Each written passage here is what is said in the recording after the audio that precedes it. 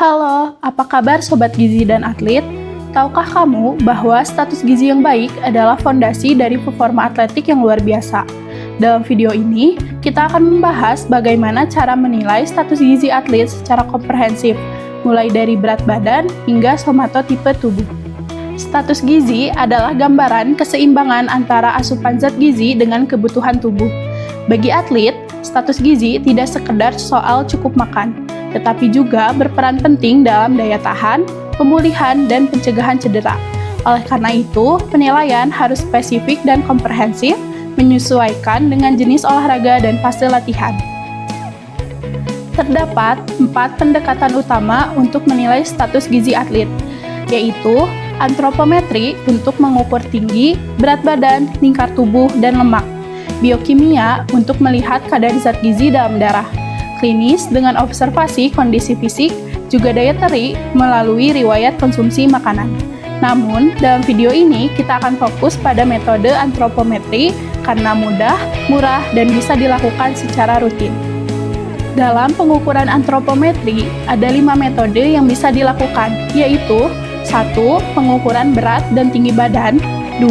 Pengukuran tebal lipatan kulit atau skin fold thickness, 3. Pengukuran lingkar tubuh, 4. Komposisi tubuh, juga 5. Somatotipe.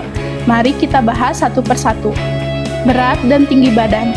Pengukuran ini bertujuan untuk mengukur massa dan proporsi tubuh yang kemudian dapat dikonversikan ke dalam indeks massa tubuh.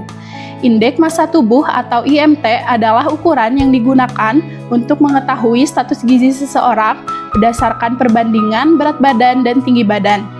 Bagi atlet, penilaian status gizi menggunakan IMT tidaklah cukup baik, karena pengukuran ini tidak membedakan massa otot dan lemak.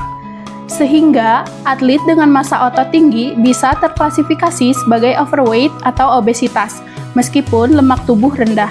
Akan tetapi, IMT dapat digunakan sebagai screening cepat. Tebal lipatan kulit. Pengukuran ini dapat menggunakan alat berupa skin fold caliper yang memperkirakan lemak subkutan. Tujuannya yaitu menilai komposisi tubuh, khususnya lemak tubuh.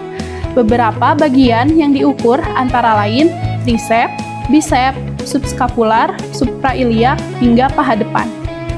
Lingkar tubuh.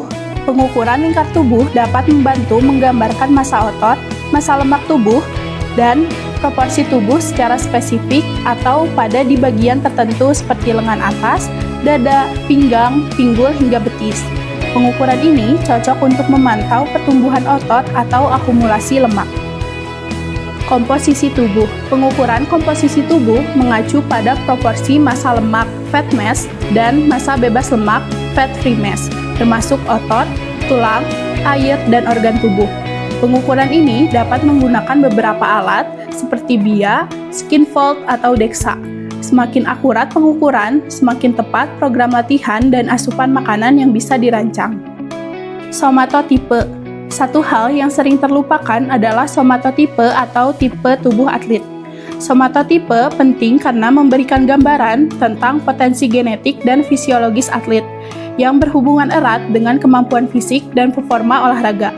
Ada 3 tipe tubuh atlet, yaitu endomorf, berbadan bulat, cocok untuk angkat berat dan sumo. Mesomorf, berotot dan kuat, ideal untuk atletik, renang, juga tinju. Dan ektomorf, yang ramping dan tinggi, cocok untuk lari jarak jauh dan bersepeda. Mengetahui tipe tubuh membantu ahli gizi dan pelatih membuat strategi latihan dan diet yang lebih personal. Penilaian status gizi atlet tidak cukup hanya dari timbangan.